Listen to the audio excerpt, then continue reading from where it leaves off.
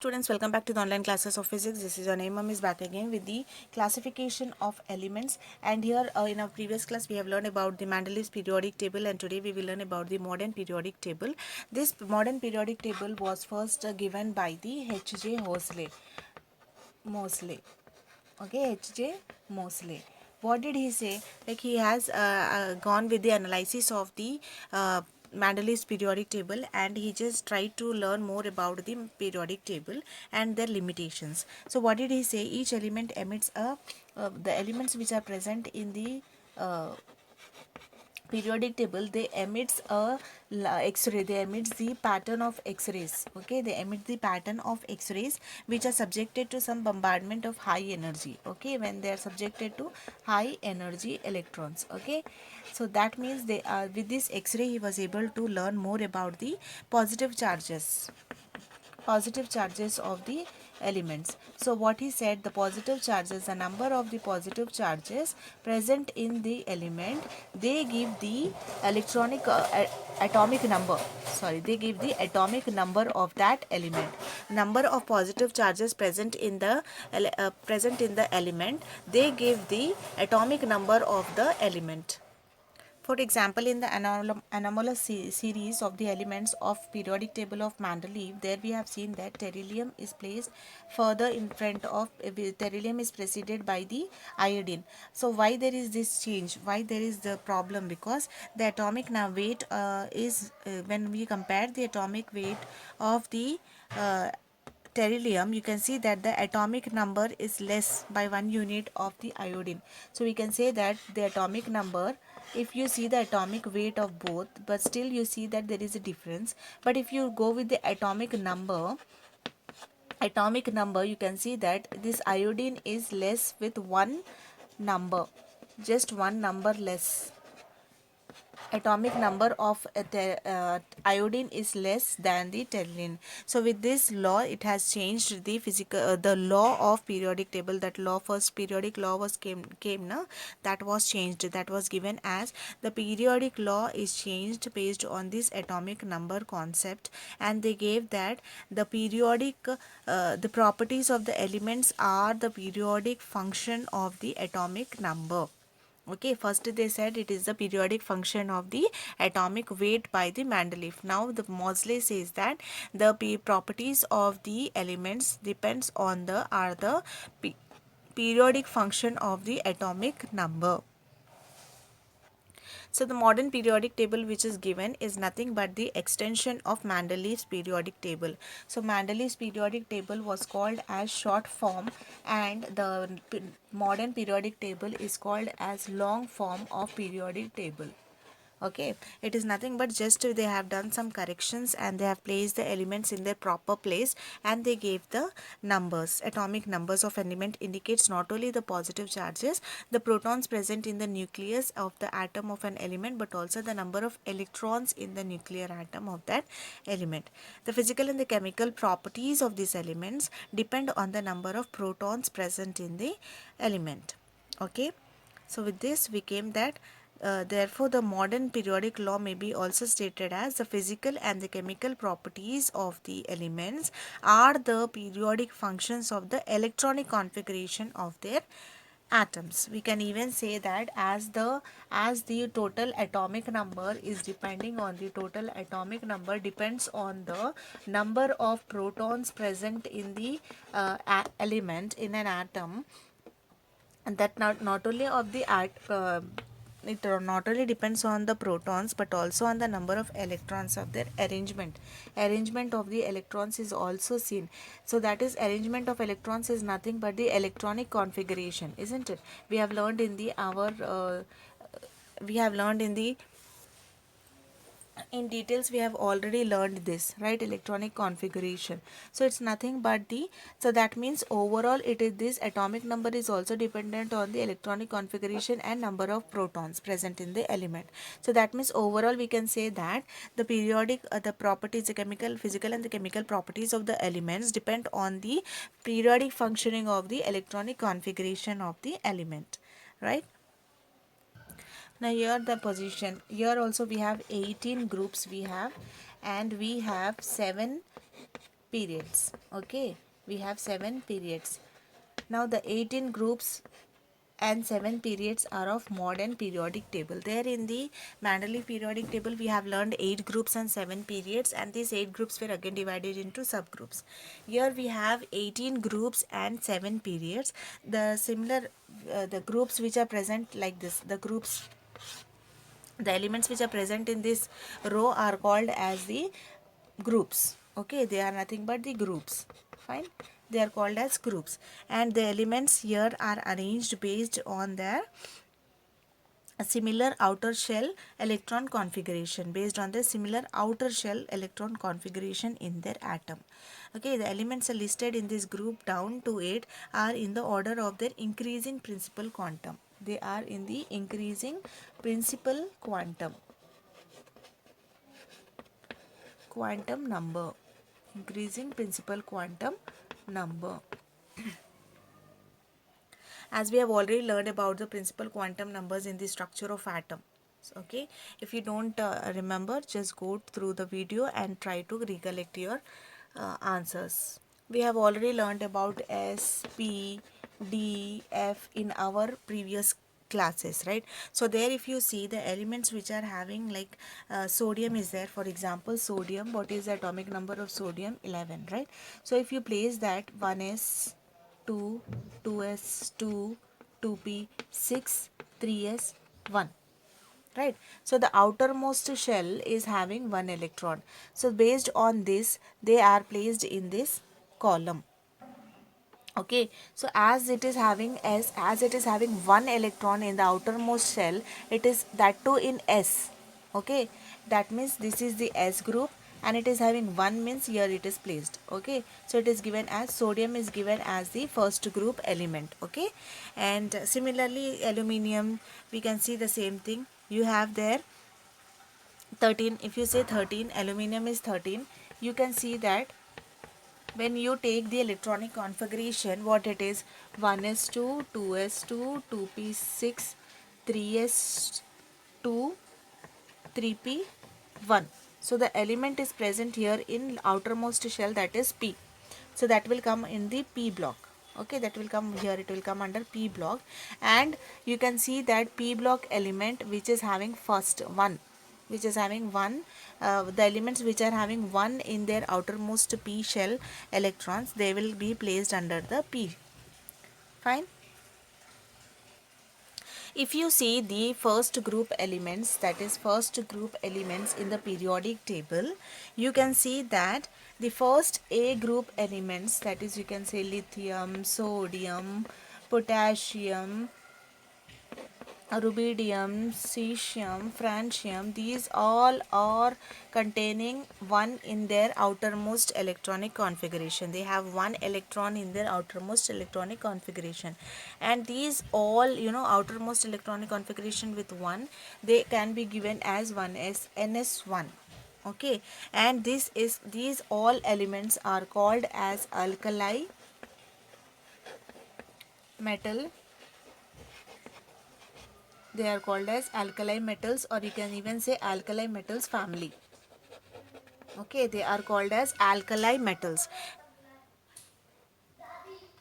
Similarly, if you have second group elements, they are also having their family name. They are also having their family name. For example, we have second group element, that is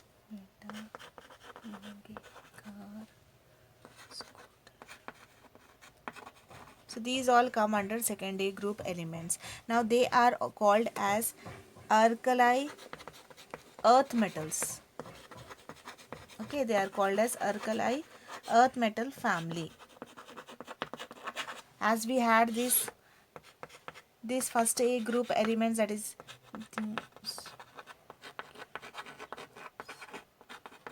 these are called as the alkali metal family.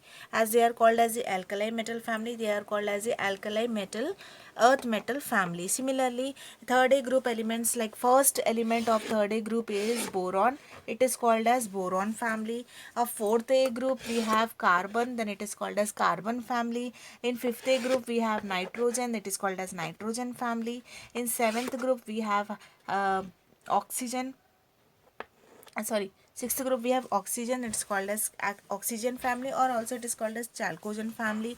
Seventh group we have all halogens present in it, so we call it as halogen family. And in eighth group we have all the noble gases, and hence we call it as noble gas family. Okay, we call it as noble gas family.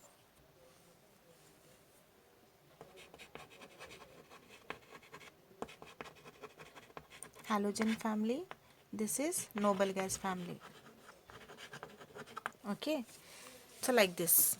So in this way the arrangement of groups took place. Now as we have learned about the groups, now we will go with the periods, how the periods were arranged in the table, periodic table. As we came to know that there are 7 periods in the periodic group, right?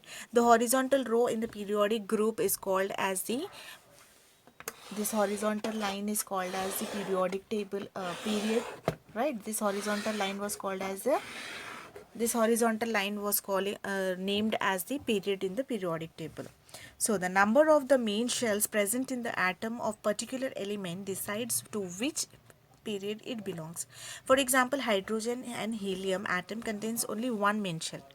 Therefore, they belong to period 1. Okay, see, hydrogen, helium, they have only one, you can see they have only one main shell. Okay, they have only one main shell, that's why they are placed under one group. Okay, therefore they belong to periodic table 1. The elements like lithium, beryllium, boron, carbon, nitrogen, oxygen, fluorine and neon, they contain two shells, Kl, in their atomic number. That's why they are placed in the, see, this is your atom, right? For example, if I say this is hydrogen, hydrogen is having only K, like they will have 1s1, 1s2, right? Hydrogen and helium. So that's why they are placed in the first period.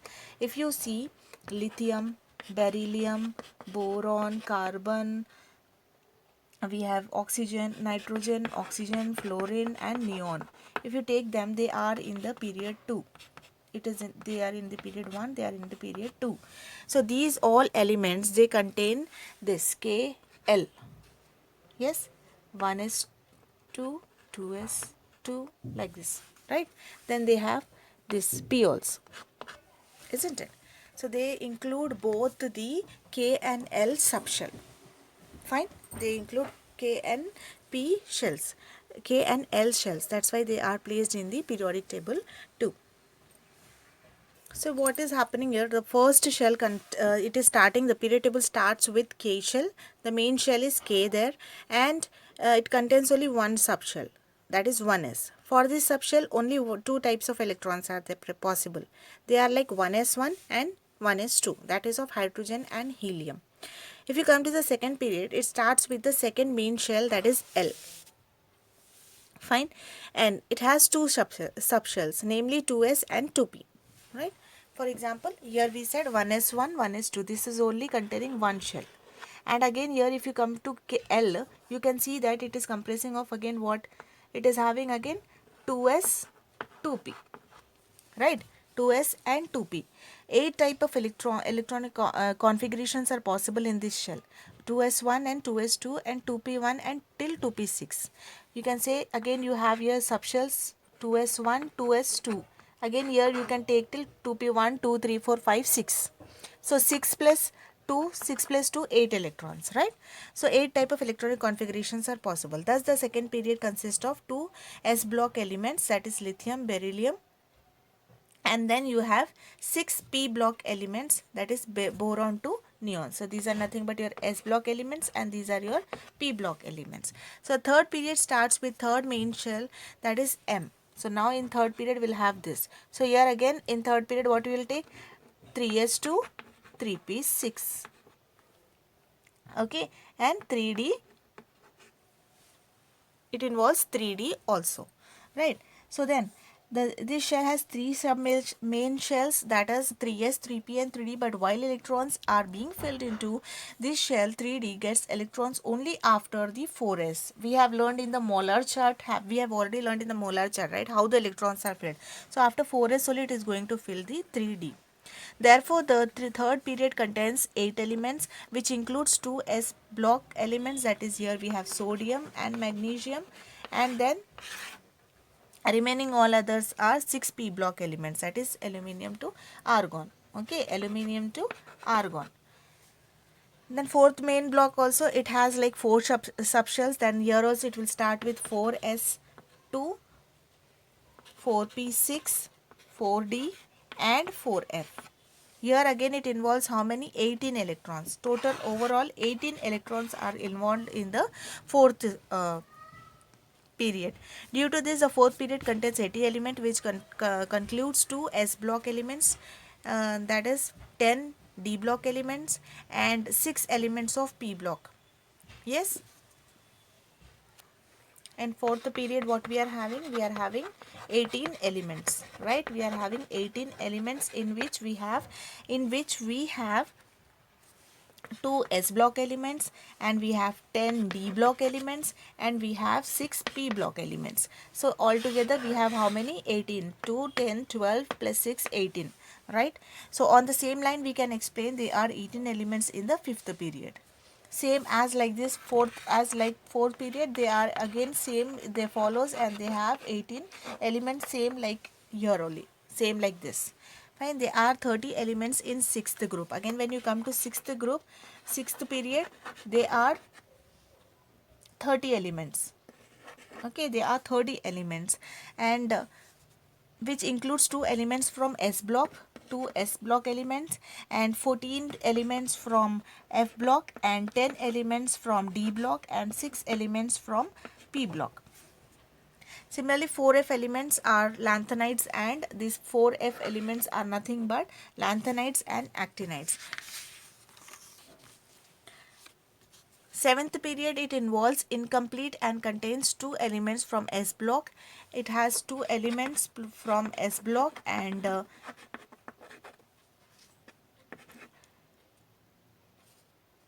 14 elements of F block, 10 elements of D block, and 6 elements of and some elements of P block. Okay, the 5F elements are actinoids, and actinides are from, you can take it as 90 TH2LR. Okay, so these are nothing but we have learned about the periodic table. The F block elements are also known as lanthanoids and actinoids. We can see that lanthanides and actinides are seen here.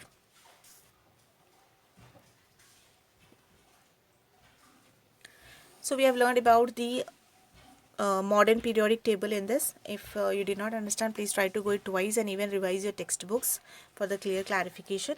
We'll meet in the next video. Thank you for watching.